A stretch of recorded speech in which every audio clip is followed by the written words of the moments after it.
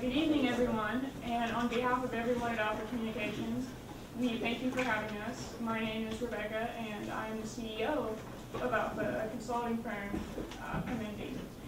My firm, which has over 50 years of experience, includes Joe Kaplan, Director of Education Integration, Shriyam Gadapati, Technology Director, Garrett Heathcote, the Director of Sales, and Mr. David Pavlin, the Onboarding Director.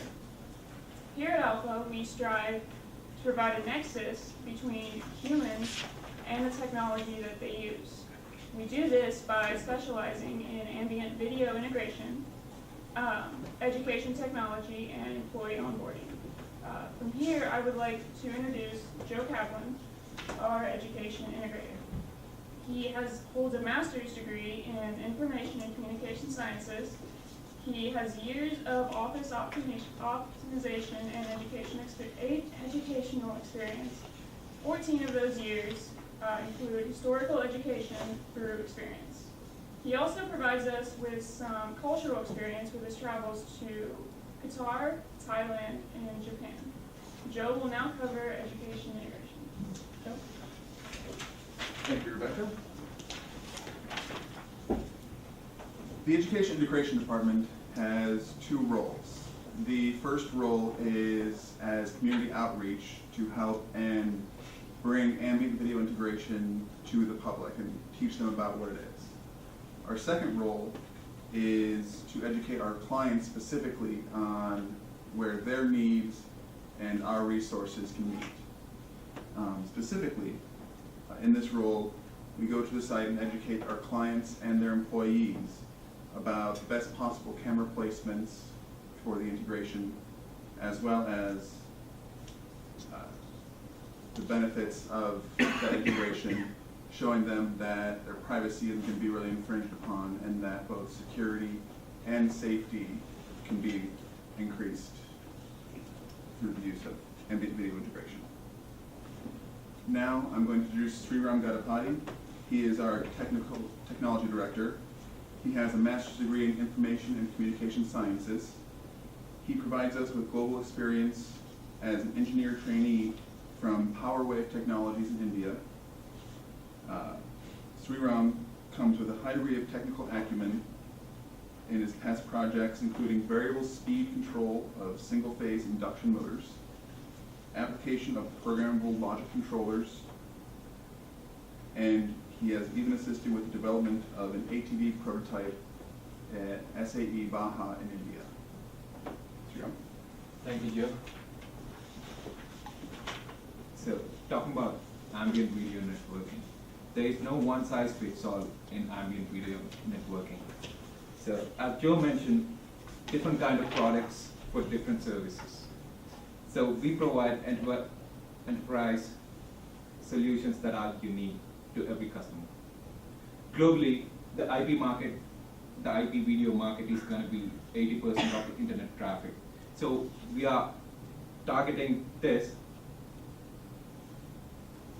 to create solutions for customers who want to invest in IP video market.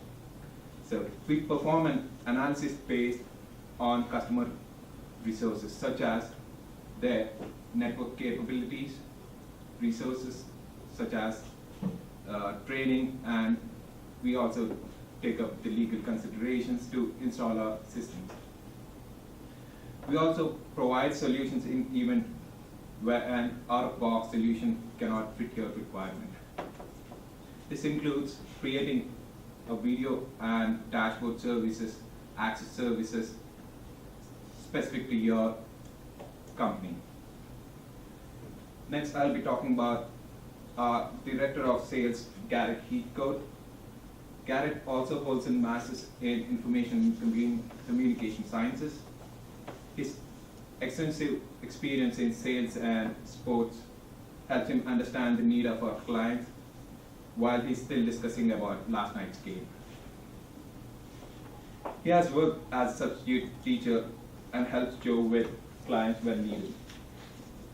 Some of his projects include working as a substitute teacher and helping in 2011 and 13 Army Games. His travels include Mexico, Canada, Ireland, England, and Wales. Thank you, Shira. To start off, our organization has developed strategic partnerships with other firms in order to help your network be at the needs that we can, so we can install a solution for you. So what this entails is that we're going to reach out to you and figure out what your solution needs to be, whether that's standard video conferencing, all the way up to an ambient integration. Our solution is guaranteed to be user-friendly and will not only leave you satisfied, but will also be scalable for the future growth that we expect you to have. And through my own personal sales experience with the NBA and minor league baseball, I've developed an ability to adapt and constantly closing.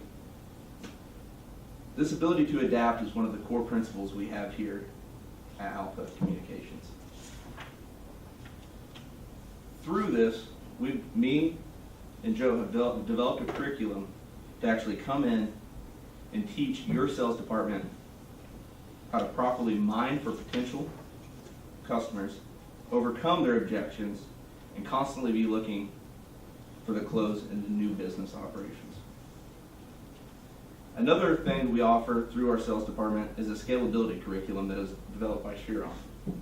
And I will help him to come in, and this is to help you procure future assets and technology for your video conferencing or ambient networks in order to continue to grow as your business is expected to. When you hire us, we're not only an asset through implementation, but through the life of our solution. This is allowing us to lead from the very start to the finish. We are partners through life for this. Up next is David Pavlin, our onboarding director. He has a master's degree from Ball State in Information and Communication Sciences. He served in the Marines for 11 years as an airfield engineer. He built the first and only elevated multi-purpose runway in the world. He's also worked with the city of Muncie, Indiana to develop Muncie's veteran program to ensure educational continuity of Ball State veterans. He brings a wealth of cultural expertise from his world travels, including Germany, Ireland, Portugal, Italy, Thailand, Kuwait, Iraq, and Qatar, and as well as living 4 years in Japan. Thank you, Garrett. Yes, sir. Next slide, please. We're gonna talk, I'm a little different than my colleagues, they're a little more technical than I am.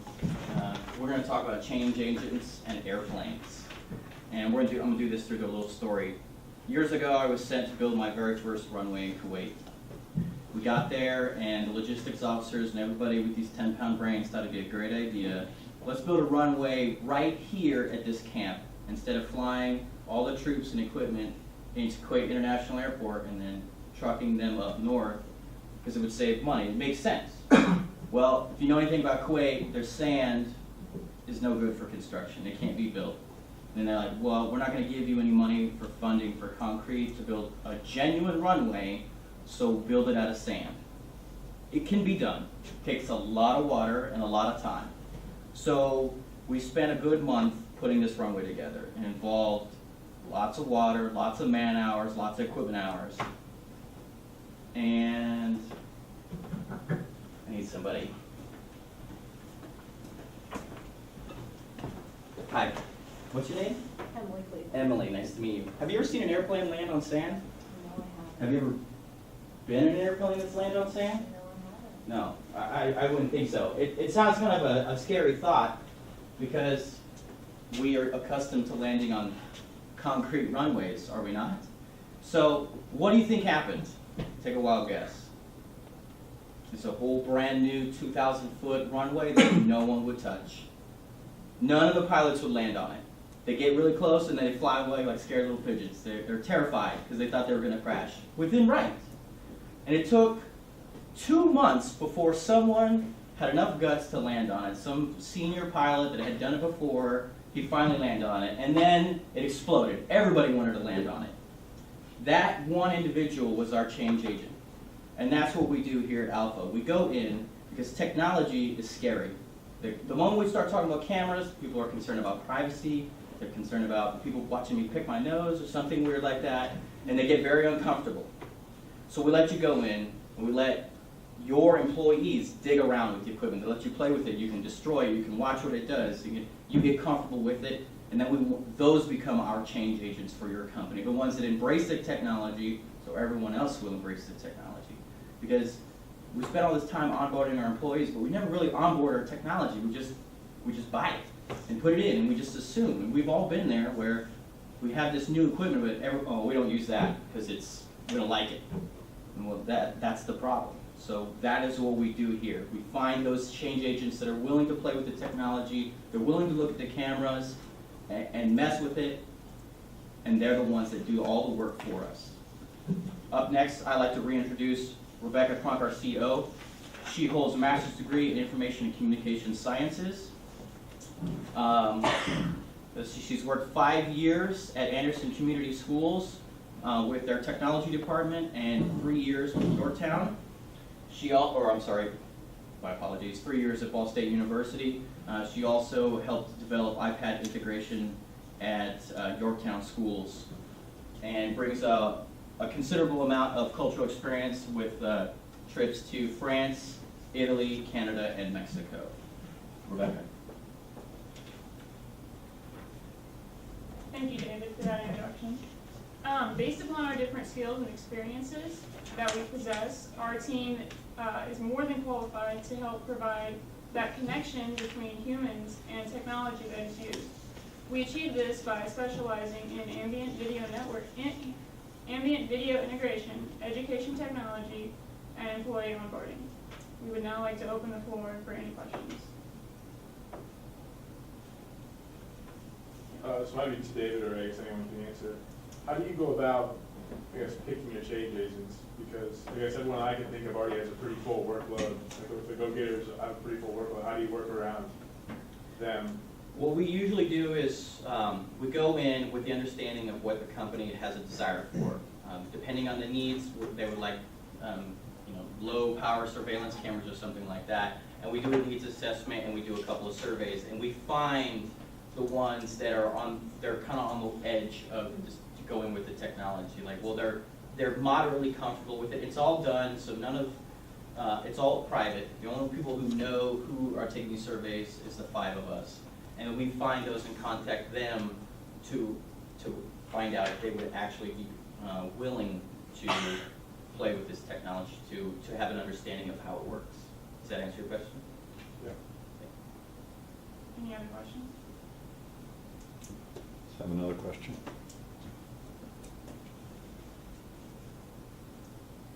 Another team, please.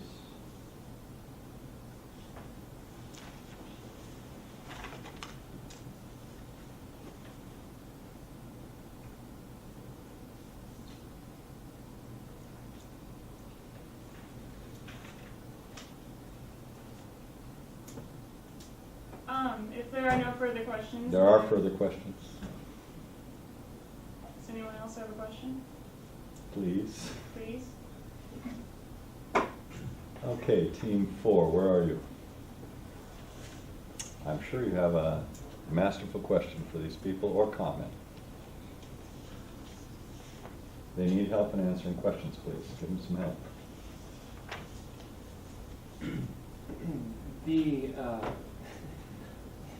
The story that you used on the about the whole sand, Mm-hmm. that was from personal experience, correct? Yes, it was. Okay.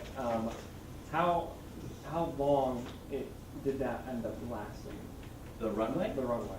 Great It question. lasted for, if I understand, you want to know how long they used the runway for, or how long did the runway withstand being landed on? Well, both. So not only how long did it last, but when you introduce new technologies as well, how long will that last before? Oh, I understand what you're saying. The runway lasts for one landing, and then it has to be repaired. It's sand. We've played with sand castles before. The second question is usually just similar to the iPhone or any new technology. Once you get your hands on it, the next iteration is usually less threatening to those individuals because they're very familiar with it. When you made the jump from the radio to the television, it was quite a massive leap. When we went from regular old mashing cell phones to the iPhone, it was a large leap. And we expect the same integration with videos when you're used to the one that you hold in your hand, which can be threatening because you can wave it around, even what's behind it, to knowing like, well, it's just there monitoring us. Those are sort of a paradigm shift in understanding that technology. Thank you. I'd like the team to express our professional courtesies, please.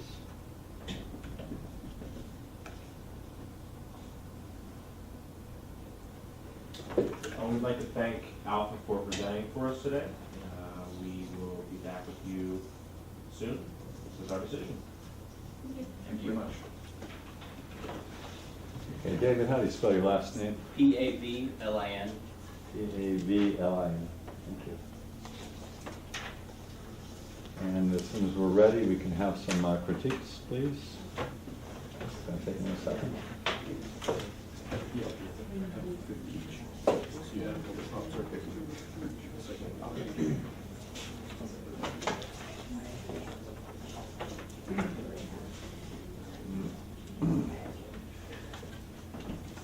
And we have the critiquers use the lectern if you don't mind. Okay.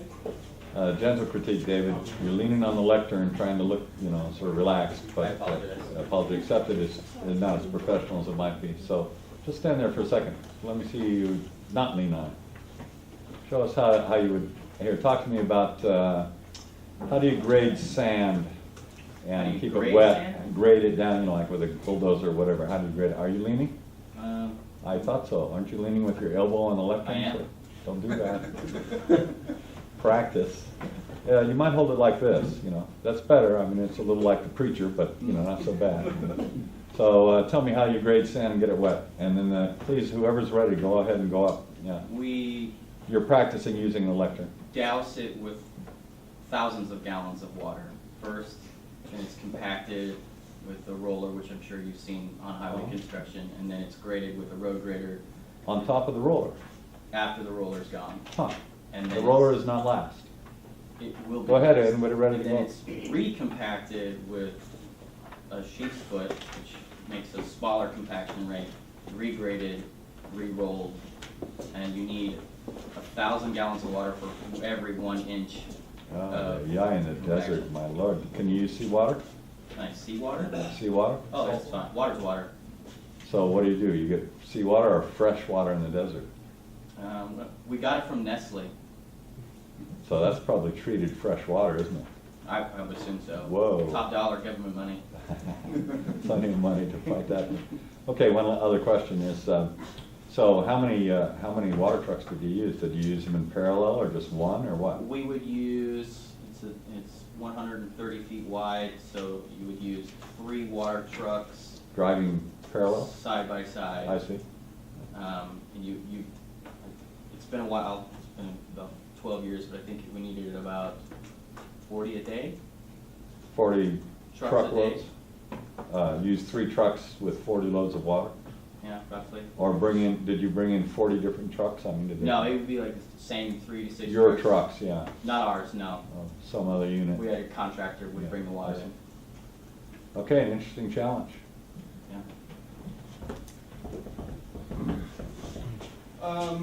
Overall, we did like it.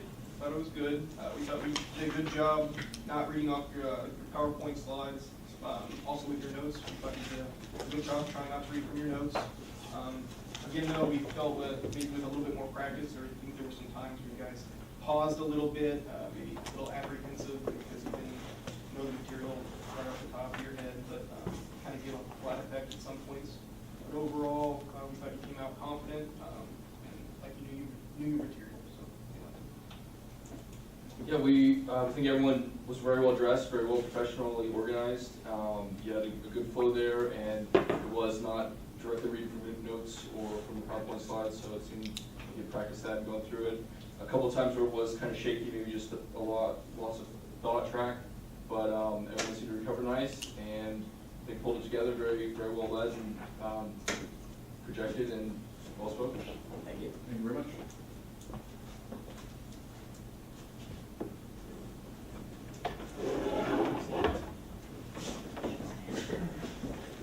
Give the material to your colleagues. Thank you. No, you can stand up front.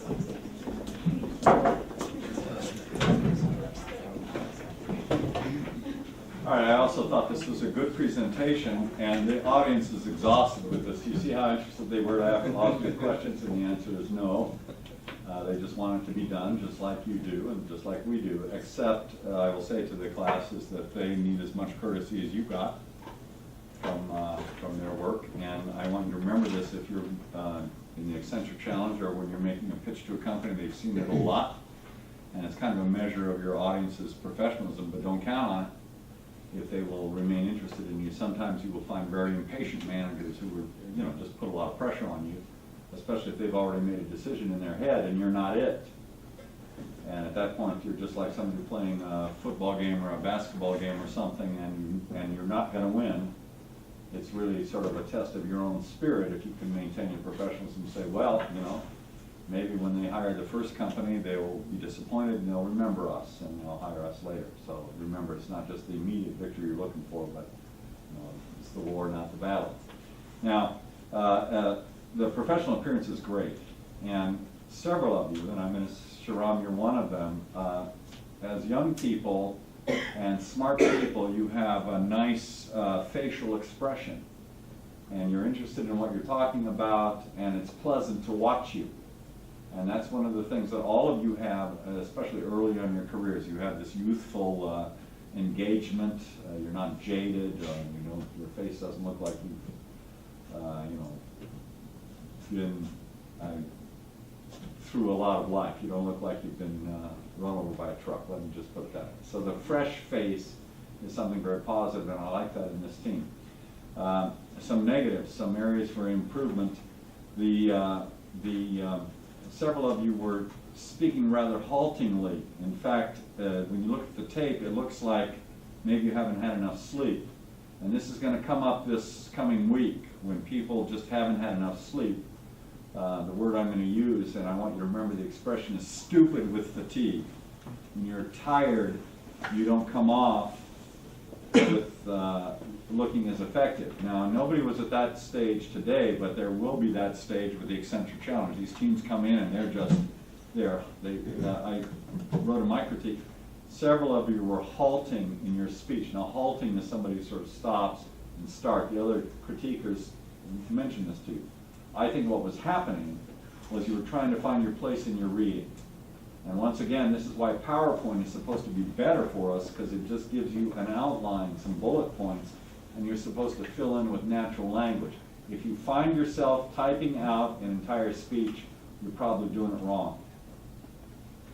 So I think that was the halting stuff, is you were not experienced enough to find where you were. It takes you probably know this from broadcasting, is they will very often make a script in bigger type, or they'll use capital letters. I don't favor capital letters, but they make it easy to find your place. There's a story that I just read about one of the major Hispanic Latino broadcasters, that he was not very good at following the paper script, and so his colleague, a woman with bright red fingernails, like a Latino woman might have, and she would put her bright red fingernail on his script where people couldn't see it, and she would move her fingers down the script so he wouldn't lose his place. So I want you to think about that person with that bright red fingernail helping you out if you're going to look at the piece of paper. My preference, as you do, as professionals do in that, is you have your PowerPoints in front of you with a small computer, or as we do professionally, we have the big monitor in front of us, and you read off of that, not off of a piece of paper. Now, we're doing this as a school exercise, but it hurt you in terms of the presentation, a halting presentation style. Look for that in your tape. And then finally, a serious critique. I found this a little thin in the content. And here we got this very fancy term, ambient video. In fact, I remember when this team asked me what ambient video meant. So now we all know what ambient video is, except you didn't really explain it to them clearly. And I noted on one of you, the first person to introduce this. This is something called in media res. In media res. This is a standard rhetorical error. Little kids do this all the time. This in Latin means in the middle of the thing. So a little kid comes up and he says, "It's pink." And what's the response that you have? What's pink? What's pink? I mean, it's in the middle of the thing. So starting to talk about ambient video without defining it is starting in the middle of the thing. We needed some kind of background from you. And then finally, I mean, I kind of got that you were doing, your company seemed to be quite competent and capable of doing things, but it was not really clear what you were going to do for us as a company exactly, except to train our employees in something. And there were some issues about cameras that impeded our privacy, and we needed some kind of change agent to show that this might be happening. I mean, I got this sort of content. But in my view, the content was not cohesive. It didn't stick together so that I understood what you were selling me, what ambient video is, kind of what the issues are, because I think you are familiar with your topic and the rest of us are not. And this is the in-media race, do you see? So you're in the middle of it without giving us enough background, and that's something that we want to see in the beginning of a presentation. But otherwise, much of the forum was great. Almost every one of the people on this team, you have a wonderful voice quality. I don't know, maybe you should go into business as a singing group or something with voices like you have. But that is significant. And I want you to do this, and I wanted you to hear, especially Rebecca is the female voice they have here. Females have shorter vocal cords and therefore higher pitch, like on a violin, when they put their fingers on the stop, you know, on the stops, I guess they call it, what it frets. And when you shorten the string, the pitch is higher. So women have a higher pitch, and many corporate women are taught to give a low, to lower the pitch of their voice. Most of us, when we're nervous, we talk a little more squeakily.